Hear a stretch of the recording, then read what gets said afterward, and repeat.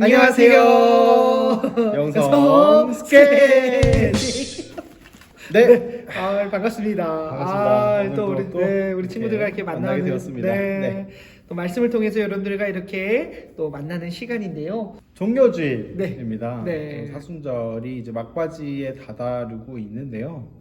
여러분들은 사순절을 어떻게 보내셨는지 모르겠네요. 목사님은 좀 어떻게 보내셨어요? 저는 사실은 이제 목회를 하기 전에는 이 사순절을 이게 제 삶 속에서 이렇게 의미 있게 보냈던 것 같진 않아요. 근데 이제 시간을 지나서 제가 지금에 와서 생각을 해보면 이제 시간이 너무 그 시간이 아쉽다. 이 생각이 많이 들더라고요. 예수님 앞에 너무 죄송한 마음도 많이 들고. 사실 사순절이라면 네. 또 이제 막 교회에서 뭐 탄속 네. 음식, 미디어 음식, 네. 뭐 이런저런 이야기들, 맞아요. 또 예수님의 십자가와 고난을 묵상해 보세요라는 이야기들을 참 많이 들으셨을 텐데요. 네. 오늘은 그 사순절의 막바지에 다다르는 이 예수님의 행적, 그리고 그 행적 중에서도 예루살렘 입성을 통하여서 우리가 이 시간을 어떻게 보내야 하는지, 네. 마지막까지 어떻게 달려가야 하는지를 함께 살펴보았으면 좋겠습니다. 네. 13과고요. 말 그대로 입성하신 예수님이죠. 네. 오늘 말씀은 누가복음 19장 37절부터 38절 말씀입니다. 네, 한번 같이 읽어보겠습니다. 한번 읽어보겠습니다. 이미 감난산 내리막길에 가까이 오심에 제자의 온 무리가 자기들이 본 바 모든 능한 일로 인하여 기뻐하며 큰 소리로 하나님을 찬양하여 이르되 찬송하리로다. 주의 이름으로 오시는 왕이여 하늘에는 평화요 가장 높은 곳에는 영광이로다 하니. 네, 본문 읽어보시면 여러분들이 알겠지만 예루살렘에 입성하신 예수님을 두고 수많은 무리들이 환호하면서 평화와 영광을 외치면서 예수님을 맞이하고 있습니다. 네. 이것만 보면 굉장히 기쁜 날이잖아요. 맞아요. 잔치이고. 맞아요. 그런데 사순절을 보내는, 또 고난주간을 보내는 이 우리의 일반적인 정서는 뭔가 십자가, 고난, 네, 묵직한 맞아요. 단어들이 많단 말이죠. 네. 도대체 이 사순절에 왜 우리가 이렇게까지 뭔가 우리 삶도 힘들어 죽겠는데 맞아요. 이렇게 뭔가 묵직하고 사실은, 가라앉는 이 단어들과 정서를 가져야 될까요? 네. 이게 왜 그럴까요, 목사님? 참 이 어려운 부분인 것 같아요. 요즘 같은 시기 이렇게 막 각박하고 또 메마른 삶을 살아갈 때는 이 금식이 아니라 더 먹어야 될 텐데. 그렇죠. 네. 떡볶이, 치킨 이렇게.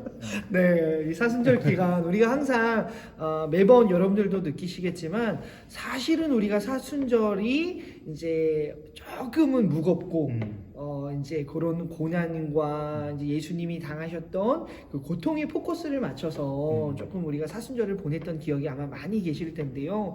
사순절은 사실 이렇게 단편적이지만은 않은 것 같아요. 그 안에 있는 깊은 뜻을 우리가 반드시 묵상해보고 왜 우리가 이런 이제 절기를 지내는지 이걸 좀 한번 생각해 볼 필요가 있지 않을까. 근데 그때 당시에 사람들은 조금은 예수님을 바라보는 이 태도와 마음의 모습이 부족했던 모습들이 좀 있었어요. 근데 이제 여기 본문에 보면은 이 평화와 영광을 느낀다. 사람들이 이제 이런 이야기들을 하는데, 우리 전사님은 이 평화와 알라. 평화와 평화를 누린다라고 할 때 조금 이런 거에 대해서 좀 삶 속에서 느끼시는 거 있으세요? 진정한 평화는 이제 이불 속에서 찾아오는 이 삶의 평화. 저랑 같으시네요. 네. 제가 가장 기뻐하는 시간이 이게 눕는 시간이거든요. 네. 근데 이 평화가 이 평화가 맞나요? 그렇죠. 사실 이게 네. 이게 평화라는 개념이 우리가 단순히 인간이 생각하는 그 기준의 평화를 생각해서는 안 된다라는 것을 오늘 좀 말씀을 통해서 좀 우리가 기억해야 될 필요가 있는 것 같아요. 이 예수님께서 이 땅에 오신 목적은 사실 우리의 죄를 사하여 주시기 위해서 오셨다라는 거를 그쵸. 우리 친구들도 다 알고 있을 거예요. 근데 이때 당시의 사람들은 자신들을 현실의 벽에서 구원해줄 그냥 이제 말하자면 맞아요. 이제 로마에 막 이제 속박되어 있는 이제 막 노예와 같은 삶을 살아가고 있는 자신들의 그러한 삶을 현실적으로 변화시켜 주실 수 있는 그냥 로마 그냥 다 깨버리는 그쵸. 뚝배기 깨고 막 맞아요. 이런 히어로 왕 뭐 이런 정말 이런 눈에 보이는 한 사람을 원했다라는 거죠.